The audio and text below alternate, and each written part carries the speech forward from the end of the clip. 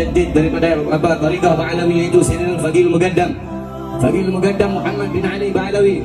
Beliau seorang Ustadzil A'zam, beliau seorang guru besar, beliau Syekhus Syuyukhus Syariah, gurunya para guru-guru syariat, qudwatul muhaqqiqin, pedoman para ahli hakikat, tajul a'immatil arifin, beliau mahkota daripada ahli ma'rifat. Faqih Muqaddam, kakeknya Segaf, wal Idrus, wal Habsyi, wal Abbas, wal Jufri, dan para habaib-habaib lainnya. Faqih Muqaddam Muhammad bin Ali Ba'alawi, yang dimana salah satu daripada keramat beliau yang ditulis dalam kitab Al-Mawahib Al-Qudusiyah dijelaskan bahwasanya Faqih Muqaddam Muhammad bin Ali Ba'alawi ketika itu beliau ingin pergi menemui guru fikihnya.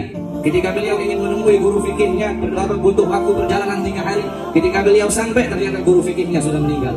Akhirnya beliau pergi ke masjid. Ketika beliau pergi ke masjid, beliau bermunajat kepada Allah. Akhirnya gurunya yang berada dalam kubur, gurunya yang sudah dikubur, gurunya bangun dari kubur dan duduk bersama Faqih Muqaddam. Beliau minta kepada Allah agar gurunya dikembalikan ruhnya agar hidup lagi, dan beliau pun gurunya hidup lagi, duduk di depan Faqih Muqaddam. Faqih Muqaddam berkata, "Wahai guruku, apa yang diinginkan penghuni barzakh?" Dikatakan sama gurunya, "Kami penghuni barzakh menginginkan engkau sebagai imam, sebagaimana penduduk bumi dan penghuni bumi menginginkan engkau sebagai imam." Faqih Muqaddam Muhammad bin Ali Ba'alawi, yang diriwayatkan pernah ada satu orang soleh berziarah ke makam para khutbah. Harusnya dia mendahulukan makamnya Faqih Muqaddam.